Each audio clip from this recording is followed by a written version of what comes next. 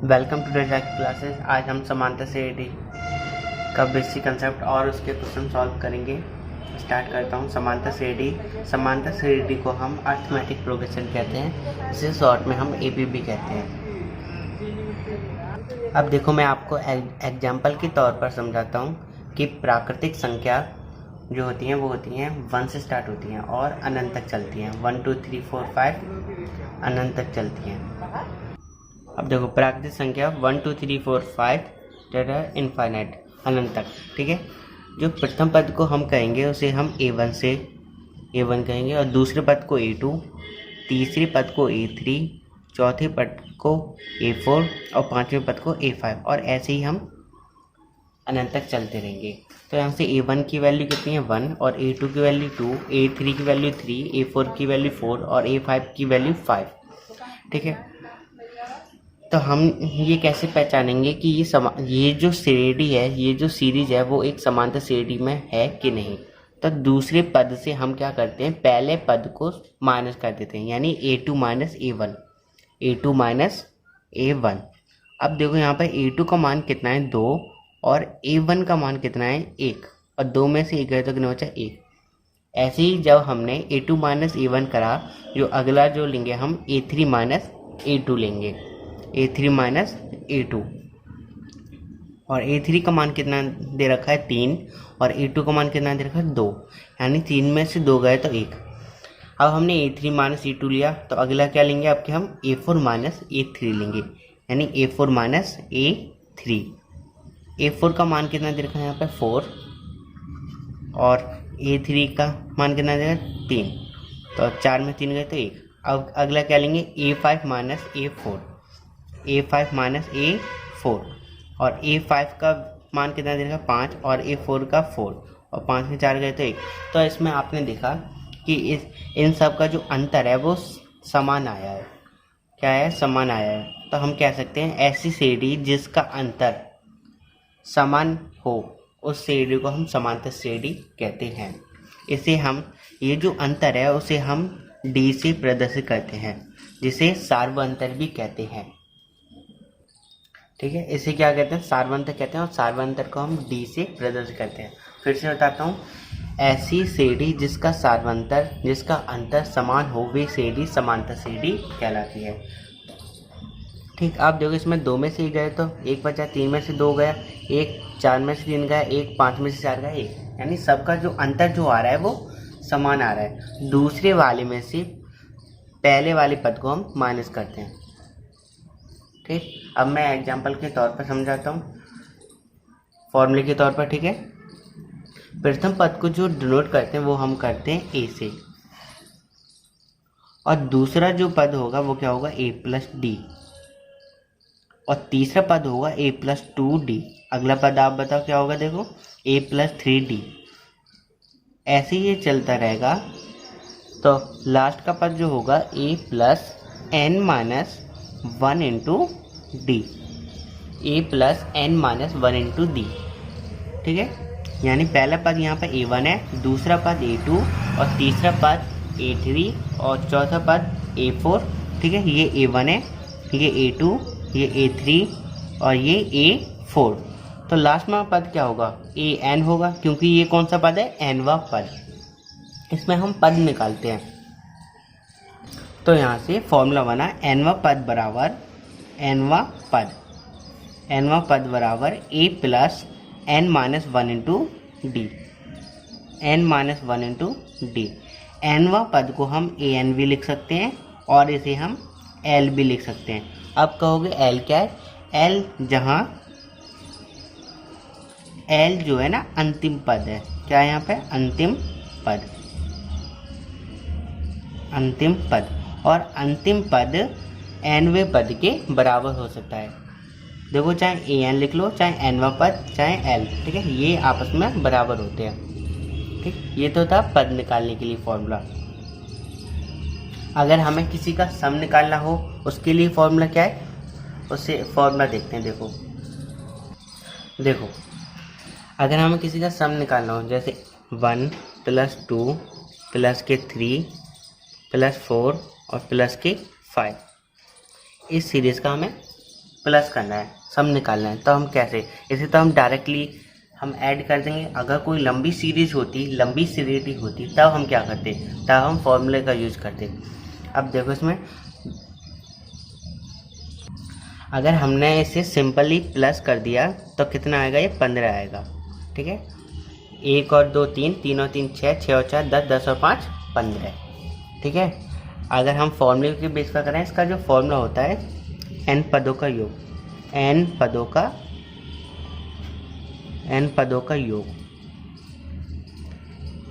का योग, इसके लिए फॉर्मूला होता है n/2 ब्रैकेट में 2a plus n-1 into D.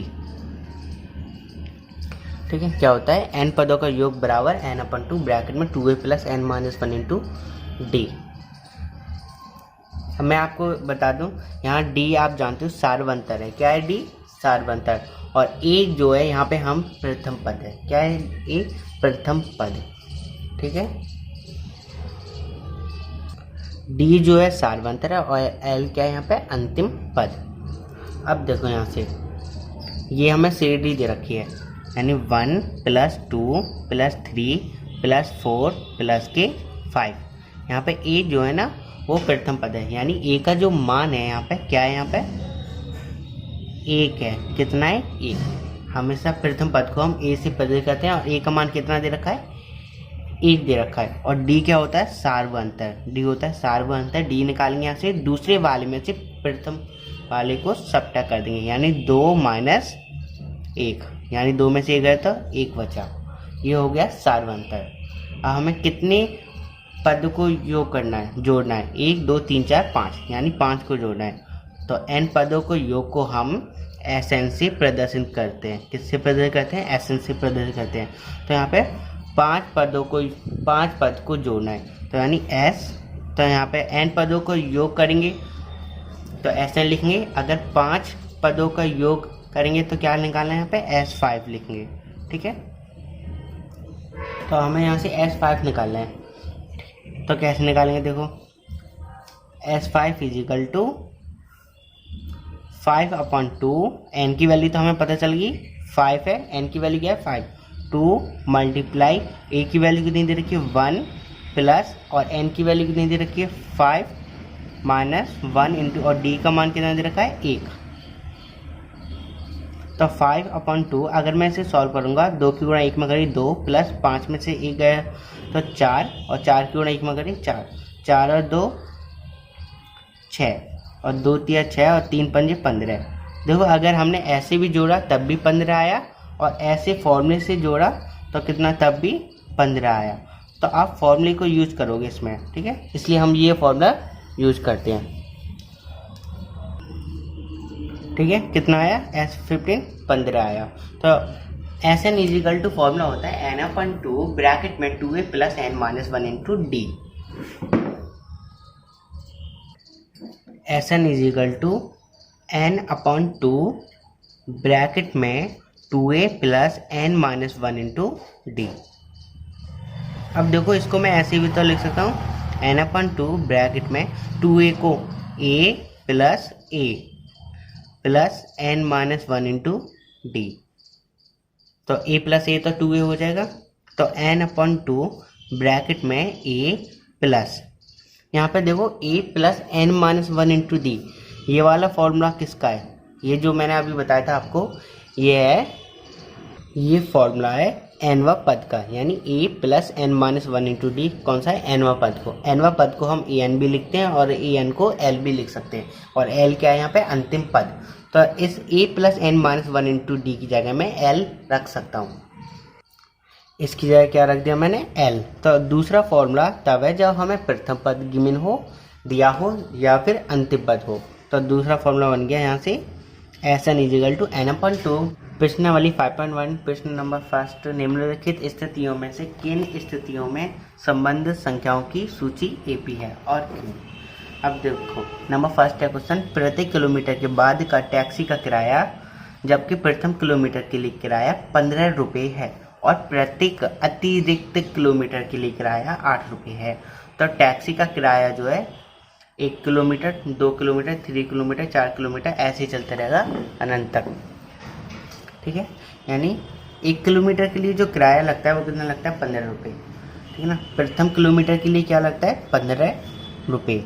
और इससे अतिरिक्त प्रत्येक अतिरिक्त किलोमीटर के लिए किराया कितना है, 8 रुपये। तो 15 प्लस के 8। ठीक है, अब ऐसे ही अगले निकालेंगे, 15 प्लस 8 भी लिख सकते हैं, 8 प्लस 8, इससे अतिरिक्त 8 प्लस 8, या तो फिर 2 मल्टीप्लाई 8 ऐसे भी लिख सकते हैं आप। तो 15 प्लस 3 मल्टीप्लाई 8 ऐसे ही चलता रहेगा। ठीक, तो 15 रुपये, 15 और 8 23, और 8 दूनी 16, 16 और 15 31, 8 3 8 24, 24 और 15 39। अब ये श्रेणी चेक करेंगे, ये जो श्रेणी है समांतर श्रेणी है कि नहीं। अब देखो, ये जो मान है A1 का मान है, ये A2 का मान है, ये A3 का, और ये A4 का। मैंने चेक करना बताया है, A2 सेकंड वाले पद में से प्रथम पद को हम सबट्रैक्ट करते हैं, यानी A2 माइनस A1। A2 का मान यहाँ पर 23 है, और A1 का मान कितना दे देगा, 15 है, तो कितने बचे, 8। ऐसे ही A3 माइनस A2, A3 का मान कितना दे रखा है, 31, और A2 का मान कितना दे रखा है, 23, तो कितने बचे, 8। अगला हम A4 माइनस A3, A4 का मान कितना दे रखा है, 39, और A3 का 31, 8 बचे। तो इसका जो सार बनता है वो समान है, तो हम कह सकते हैं दी गई श्रेणी समांतर श्रेणी है। देखो, सेकंड वाला क्वेश्चन है, किसी बेलन में उपस्थित हवा की मात्रा जबकि निकालने वाला पंप प्रत्येक बार बेलन की शेष हवा का 1/4 भाग बाहर निकाल देता है। यानी हमने मान ली, हमें पता नहीं है कितनी वायु भरी हुई है, तो माना बेलन में उपस्थित वायु की मात्रा x इकाई है। ठीक है, तो वायु में कितनी हवा भरी है, x यूनिट भरी हुई है, x इकाई। ठीक है, और कितना भाग निकाल लेता है, 1/4 भाग निकाल लेता है। तो भाग बाहर निकालने के लिए हम क्या करेंगे, उसे माइनस कर देंगे, तो x माइनस x/4। ठीक है, माइनस कर दिया। तो ऐसे अगर हम सॉल्व करेंगे इसे 1 मान के, तो ये आ जाएगा 3x/4। अब जब हमने उससे में से कितनी हवा बाहर निकाली, 3x/4। ठीक है, तो इसमें से भी बाहर 1/4 भाग बाहर निकालेंगे, तो कैसे निकालेंगे, देखो 3x/4 माइनस 3x/4 में गुणा 1/4, 1/4 भाग हमें बाहर निकालनी है। तो 1/4, पहले तो x थी, तो x माइनस x/4। ठीक है, अब कितनी है यहाँ पे, 3x/4 है, तो 3x/4 में से हम 3x/4 इंटू 1/4। ठीक है, अगर मैं इसे सॉल्व करूँगा, x, 3x/4, 3x/4 minus 3x की गुणा 1 में करी 3x, 4 चौक 16, एलसीएम ले लूँगा, x, 3x/4, 16 एलसीएम आ गया, 4 चौक 16, 4 3 12 माइनस 3x, तो x, 3x/4 9x/16। अब हमें ये पहचानना है, ये श्रेणी, ये जो सीरीज है एक समांतर श्रेणी में है कि नहीं, ऐसे ही चलता रहेगा। अगला टर्म क्या होगा, 9x/16 माइनस 1/4 मल्टीप्लाई 9x/16। ठीक, ऐसे ही निकालते रहेंगे।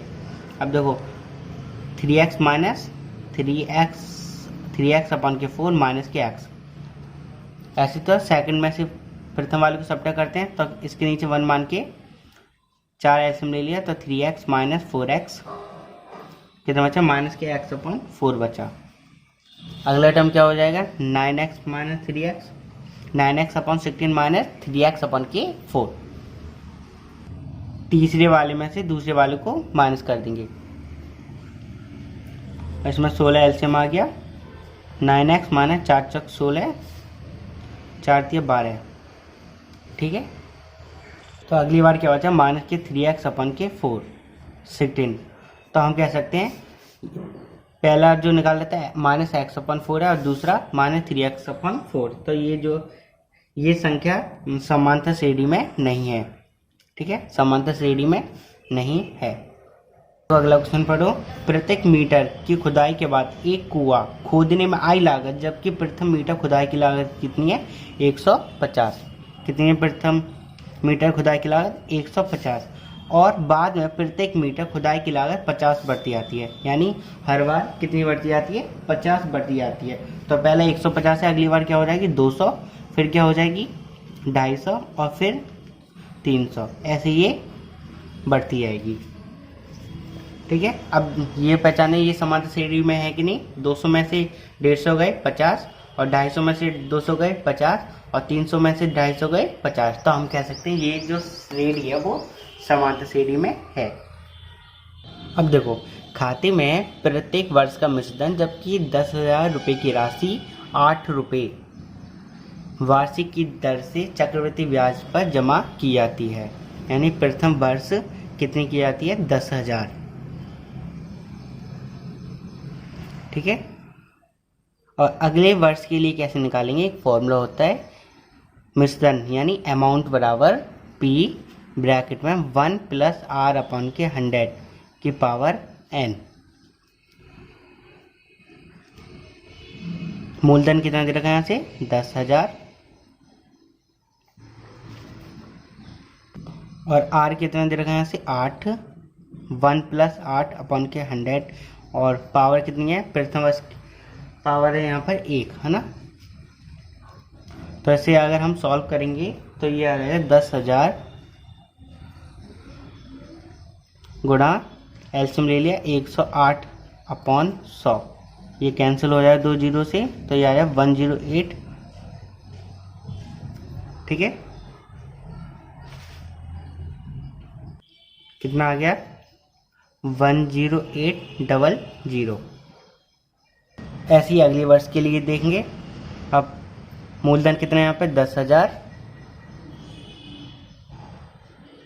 1 + R यहाँ पे 8/100। तो n कितना है? पहला एक प्रथम वर्ष के लिए, फिर दूसरे वर्ष के लिए कितना है? 2। अगर मैं इसे सॉल्व करूँगा तो 10,000 108/100 की पावर 2 कितना है? 10,000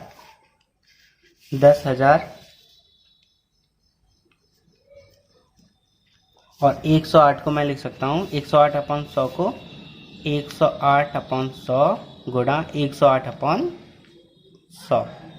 तो ये 2 जीरो से ये कैंसिल हो जाएंगे और 2 जीरो से ये कैंसिल हो जाएगा। अगर मैं 108 की गुणा 108 में करूँगा तो आ जाएगा 11664। ठीक है, अब हमें ये पहचाना है ये समांतर श्रेणी में है कि नहीं। कितना आ गया? 11664। अब देखो हम चेक करेंगे समांतर श्रेणी में है कि नहीं। तो दूसरे वाले में से प्रथम वाले को सब्ट्रैक्ट करेंगे,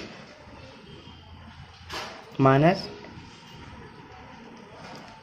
तो इससे सॉल्व करेंगे तो ये आ जाएगा आपका 864 800। ठीक है ना, कितना आएगा ये? 800। ऐसे ही आप तीसरे वाले में से दूसरे वाले को सब्ट्रैक्ट करेंगे,